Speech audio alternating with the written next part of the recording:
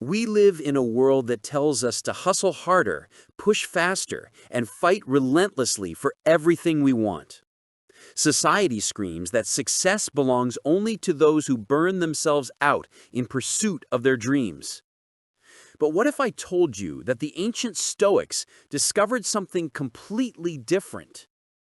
What if the secret to manifesting everything you desire isn't found in frantic action, but in the profound peace of letting go? Marcus Aurelius, the most powerful man in the Roman Empire, wrote in his personal journal, "Confine yourself to the present." He understood that when we stop fighting the current of life and start flowing with it, miracles begin to happen. The Stoics weren't passive dreamers. They were warriors who conquered through wisdom, not force. Think about water for a moment. It doesn't struggle against the rocks in its path. Instead, it flows around them, over them, and through them, and eventually it shapes the entire landscape. This is the power of relaxed intention, the ability to hold your desires lightly while trusting the natural order of things to bring them to fruition. When you're constantly stressed about your goals, when you're gripping so tightly to outcomes that your knuckles turn white, you're actually pushing away the very things you want most.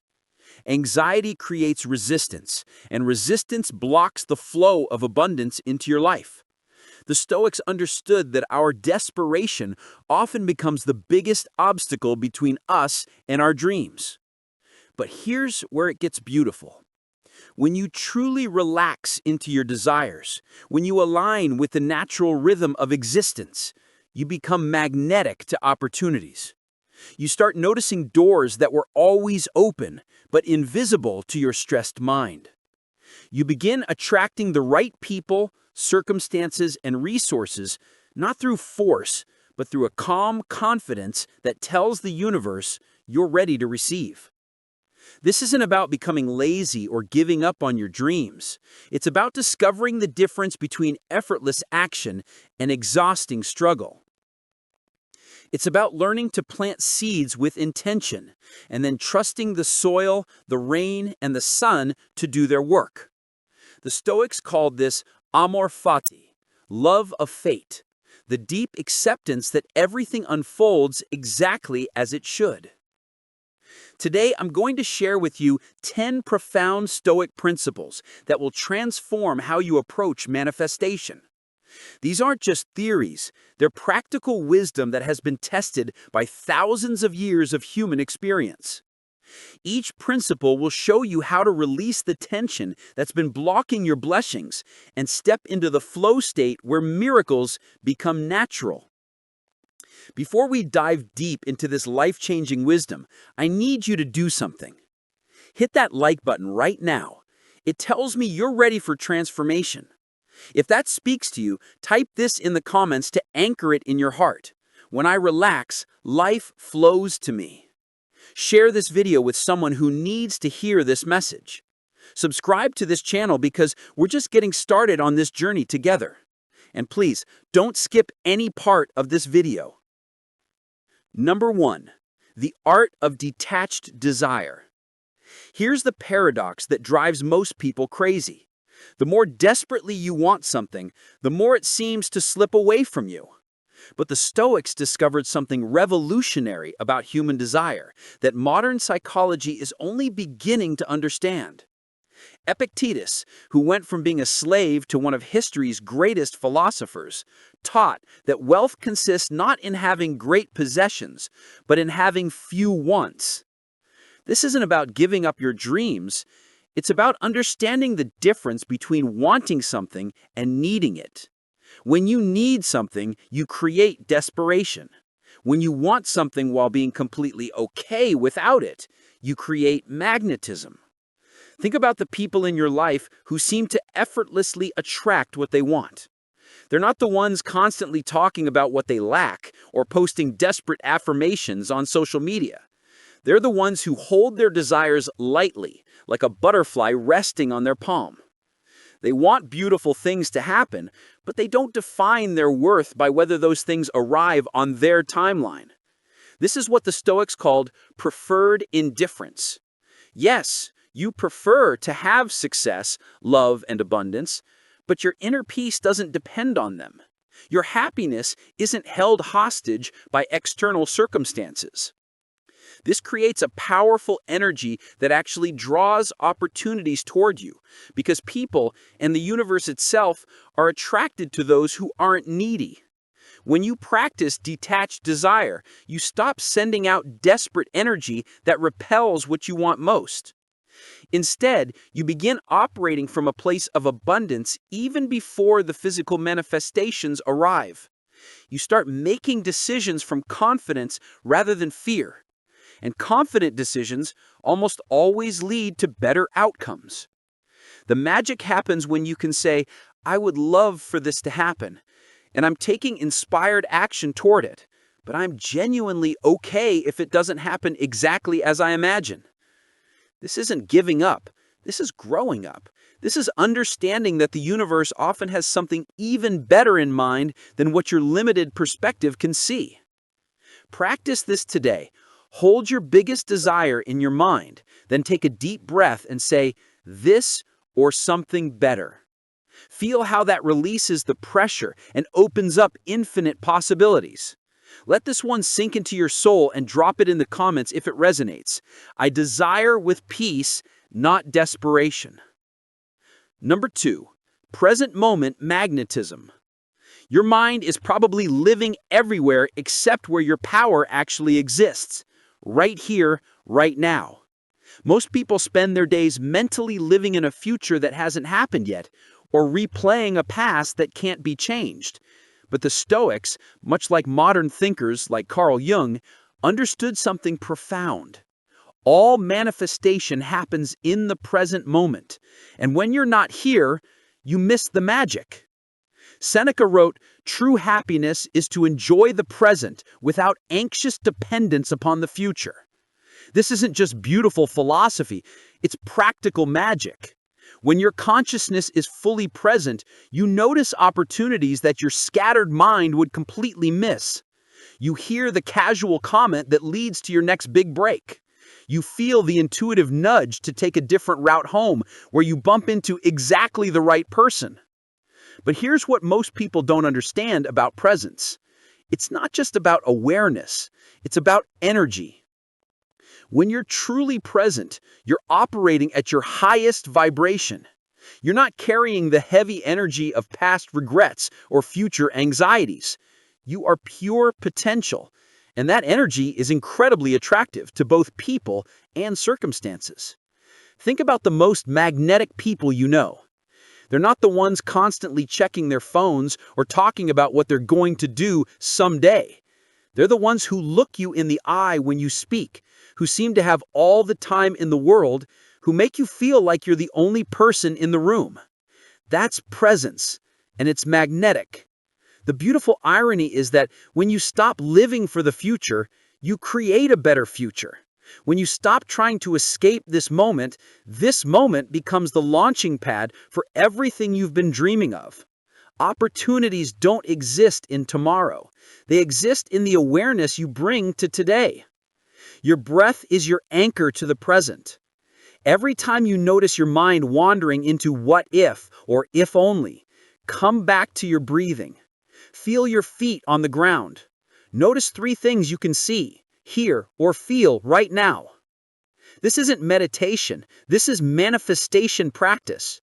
The present moment isn't just where you exist, it's where you create.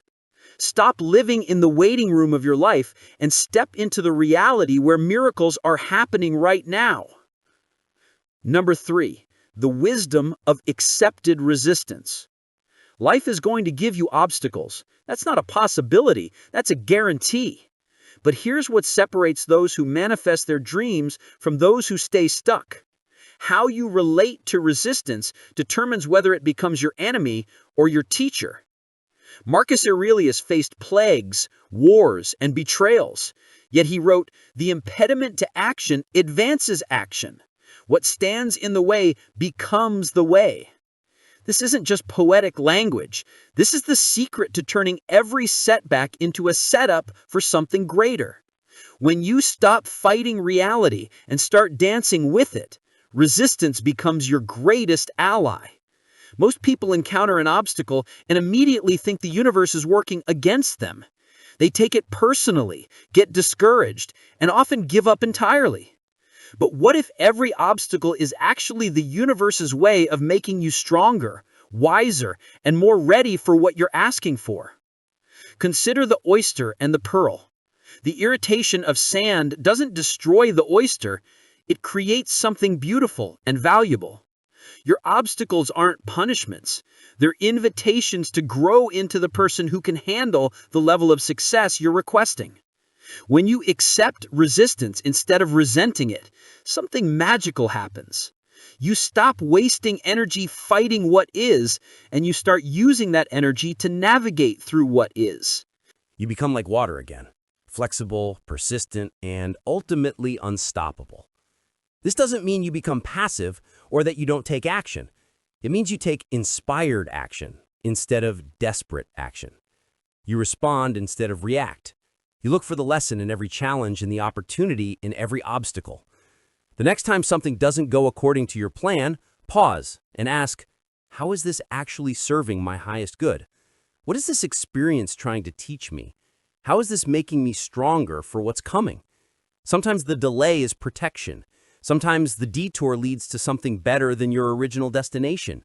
Sometimes the no you receive is clearing the way for a much bigger yes. Trust the process, even when you can't see the bigger picture. The universe has a perspective you don't have access to, and it's always working in your favor, even when it doesn't feel that way. Comment this if you're ready to grow through the hard moments. I grow stronger through resistance, not weaker. Number 4, the power of inner authority. Here's a truth that will set you free. You've been giving your power away to everyone and everything around you, and that's exactly why your manifestations feel so out of reach. The Stoics discovered that true manifestation begins the moment you reclaim your inner authority and stop making external circumstances the boss of your internal state. Epictetus taught, no one can hurt you without your permission. This goes deeper than just emotional resilience.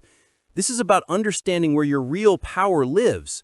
Every time you say, I can't be happy until, or I'll feel successful when, you're essentially handing the keys to your kingdom to someone or something outside of yourself. Think about how exhausting it is to live this way. Your mood depends on other people's opinions. Your confidence rises and falls with your bank account. Your sense of worth fluctuates with external validation. You've turned yourself into a puppet, and circumstances are pulling all your strings. But when you reclaim your inner authority, everything changes. Right? You realize that your peace, your joy, and your sense of abundance are internal decisions, not external conditions. This doesn't mean you become indifferent to outcomes. It means you stop making outcomes responsible for your well-being. This shift creates incredible manifesting power because you're no longer operating from lack or neediness. When you know you can be happy regardless of circumstances, you make better decisions. When you know your worth isn't determined by external validation, you show up more authentically. When you know your security comes from within, you take bigger, bolder risks. People can sense this inner authority, and they're drawn to it. Opportunities flow toward those who aren't desperately chasing them. Success gravitates toward those who don't need it to feel valuable. Start practicing this today. Before you check social media, before you look at your bank account, before you seek validation from others, check in with yourself. Ask, how do I choose to feel right now, regardless of my circumstances? Then honor that choice. Your external world will always be a reflection of your internal world. Change the inside, and the outside has no choice but to follow. Feel that power rising in you? Share it in the comments. I am the author of my own experience. Number 5, the art of strategic non-action. This might sound contradictory, but sometimes the most powerful thing you can do is absolutely nothing. The Stoics understood something that our action-obsessed culture has forgotten. There's a profound difference between being busy and being effective, between motion and progress, between forced action and aligned action. Lao Tzu, whose philosophy deeply influenced Stoic thought, taught, "The sage does not attempt anything very big and thus achieves greatness. Sometimes your biggest breakthrough comes not from doing more, but from having the wisdom to do less. We live in a culture that equates action with progress, but much of what we call taking action is actually anxiety in disguise. We stay busy because stillness makes us uncomfortable. We keep pushing because we're afraid that if we stop, everything will fall apart. But this frantic energy often pushes away the very things we're trying to attract. Strategic non-action doesn't mean being lazy or giving up on your dreams. It means having the confidence to step back when you've done your part and trust the process to unfold, right? It means knowing when to plant seeds and when to let them germinate in darkness. It means understanding that some things simply cannot be rushed, no matter how badly you want them. Think about a master chess player. They don't make moves just to be moving pieces. They wait for the right opportunity, even if it means sitting in apparent inaction while their opponent makes hasty moves. Their patience becomes their power, and their restraint becomes their strategy. When you learn the art of strategic non-action, you stop exhausting yourself with busy work that doesn't actually move you forward, right? You begin to trust your intuition about when to act and when to wait. You discover that sometimes the universe needs space to work its magic, and your job is simply to get out of the way. This week, practice saying, "I don't know," when you don't know, and "I'll wait" when waiting feels right. Notice how this creates space for solutions and opportunities that your forced action was actually blocking. The universe rewards those who can be still enough to receive what it's trying to give them. Number 6, gratitude as a manifesting force. Most people think gratitude is just about being polite or positive, but the Jaegers understood something much deeper. Gratitude is actually one of the most powerful manifesting forces in the universe. When you truly appreciate what you already have, you create a magnetic field that draws more abundance into your life.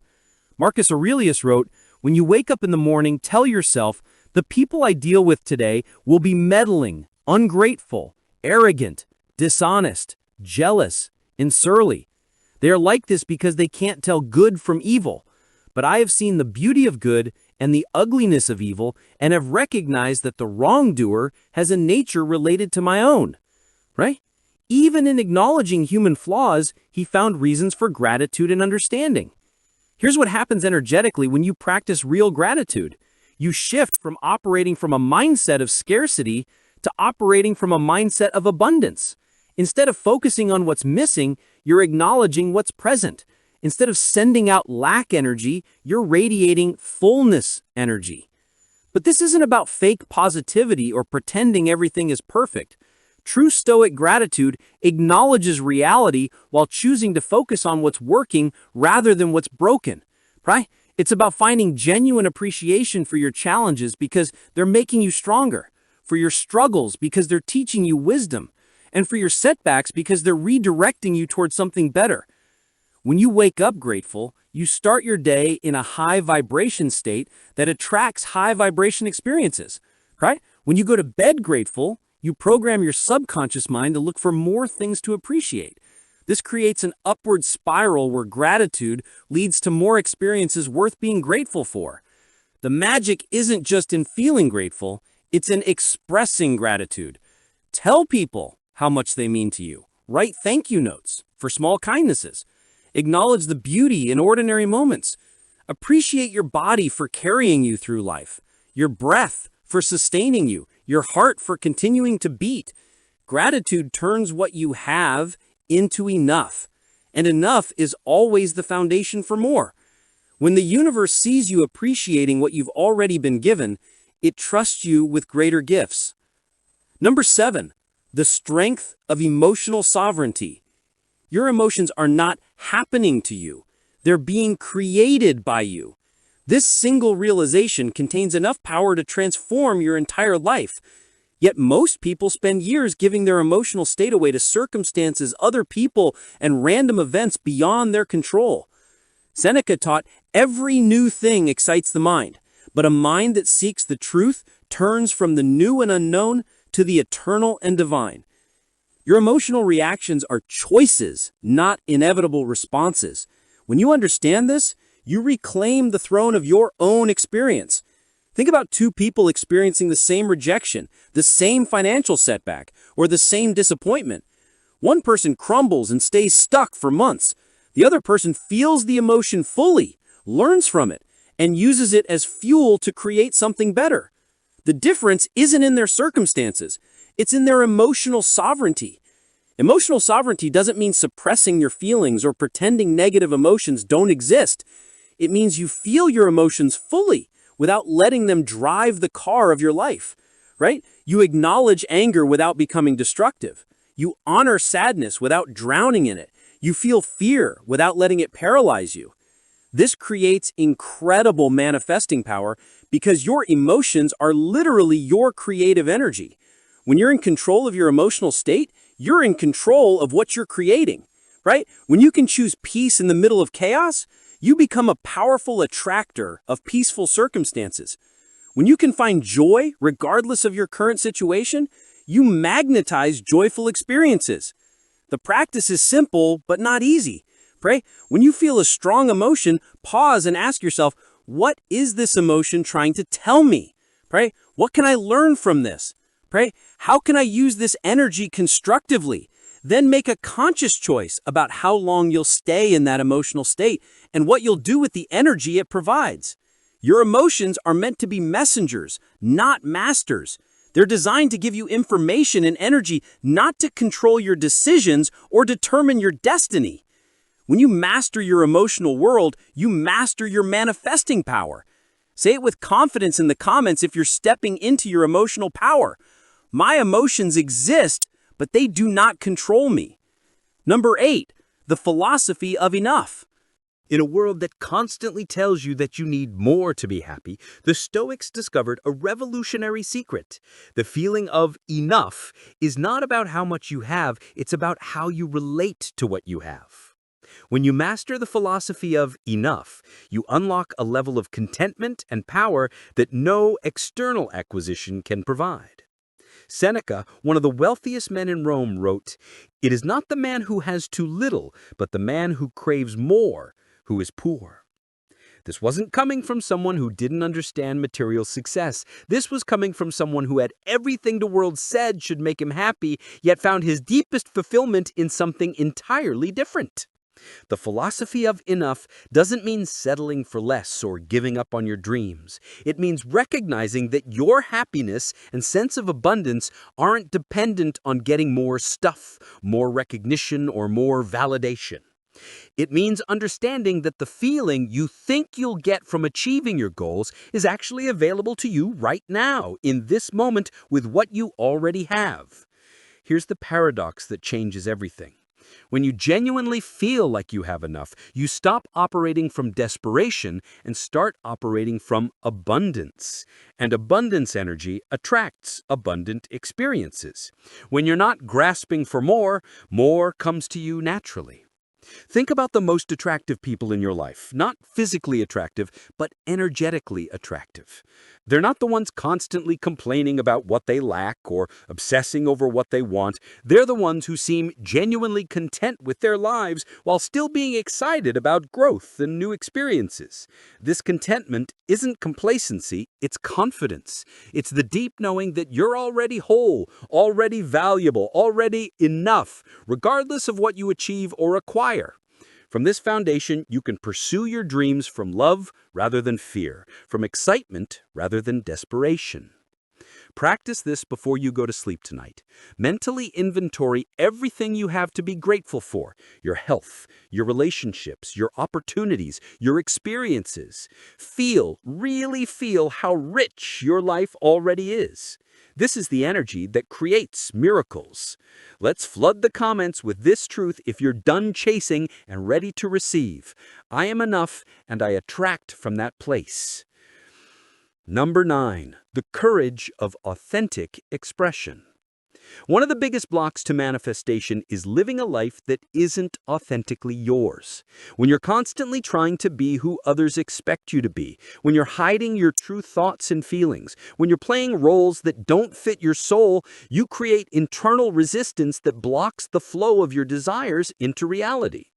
Marcus Aurelius reminded himself how much trouble he avoids who does not look to see what his neighbor says or does. The courage to be authentically yourself regardless of others' opinions isn't just about personal freedom, it's about manifestation power. When you're not being authentic, you're essentially lying to the universe about who you are and what you want. How can life give you what's truly meant for you if you're not showing up as who you truly are? How can the right opportunities find you if you're hiding behind a mask? Authentic expression doesn't mean being rude or inconsiderate. It means having the courage to speak your truth with kindness, to pursue what genuinely excites you rather than what you think should excite you, to make decisions based on your values rather than others' expectations. The beautiful thing about authenticity is that it naturally attracts what's meant for you and repels what isn't. When you stop trying to please everyone, you start attracting people who genuinely appreciate the real you. When you stop chasing goals that aren't truly yours, you start manifesting experiences that actually fulfill you. This takes courage because authentic living means some people won't understand you, some opportunities might not be for you, and some paths you thought you wanted might not actually align with who you're becoming. But this isn't loss, this is liberation. Your authentic self is your most powerful self because it's the only self that can create a life that truly satisfies your soul. Everything you're meant to have is attracted to the real you, not the version of you that's trying to fit in or meet others' expectations. Start today. In one conversation, tell the truth about how you really feel. In one decision, choose what you actually want, rather than what you think you should want. Notice how this shifts your energy and opens up new possibilities. Number 10, trust in divine timing. The final and perhaps most profound Stoic principle for manifestation is learning to trust in divine timing. The understanding that everything unfolds exactly when it's meant to, not when you think it should. This isn't passive waiting, this is active faith in the intelligence of the universe. Marcus Aurelius wrote, "Accept the things to which fate binds you and love the people with whom fate brings you together." The Stoics believed in a rational, purposeful universe where everything happens for a reason, even when that reason isn't immediately clear to our limited human perspective. Your impatience is often your biggest enemy in manifestation. When you demand that things happen on your timeline, you create resistance against the natural flow of events. You miss opportunities because you're so focused on forcing one particular outcome. You reject good things because they don't look exactly like what you ordered. But when you trust divine timing, you relax into a rhythm that's much larger and wiser than your personal agenda. You understand that delays aren't denials, they're often divine protection or preparation. Sometimes you need to grow into the person who can handle what you're asking for. Sometimes the world needs to shift to create the perfect conditions for your manifestation. Think about the best things that have happened in your life. How many of them occurred exactly when you expected them to? Probably very few. Most of your greatest blessings likely came as surprises, through unexpected paths, at times when you weren't even looking for them. This doesn't mean you stop taking action or setting goals. It means you hold your goals lightly while trusting that life has a bigger plan than what you can see from your current vantage point. It means you do your part with dedication while surrendering the outcome with grace. When you trust divine timing, you stop exhausting yourself trying to control everything. You stop missing the beauty of the present moment because you're so anxious about the future. You start noticing the magic that's happening right now, instead of waiting for the magic you think should happen tomorrow. The universe is always working in your favor, even when it doesn't feel that way. Your job is to align with this truth and let it carry you toward your highest good. The ancient Stoics didn't have vision boards or manifestation journals, but they understood something that modern self-help often misses. True manifestation isn't about getting what you want, it's about becoming who you need to be to receive what's meant for you. When you relax into these 10 principles, detached desire, present moment awareness, accepted resistance, Inner authority, strategic non-action, gratitude, emotional sovereignty, the philosophy of enough, authentic expression, and divine timing, you stop fighting against life and start flowing with it. This isn't about giving up your dreams or lowering your standards. This is about raising your consciousness to a level where miracles become natural, where synchronicities become common, and what you need finds you instead of you chasing what you want. The Stoics knew that peace isn't the absence of challenges, it's the presence of wisdom. And wisdom, applied consistently, creates the conditions for everything good to flow into your life. Your manifestations are already on their way. Your job is simply to relax, trust, and become ready to receive them. Remember to like this video, share it with someone who needs this message. To seal this message and call peace into your life, comment, "I relax, I trust, and I receive." And subscribe to this channel for more life-changing wisdom. Until next time, stay stoic, stay strong, and stay open to miracles.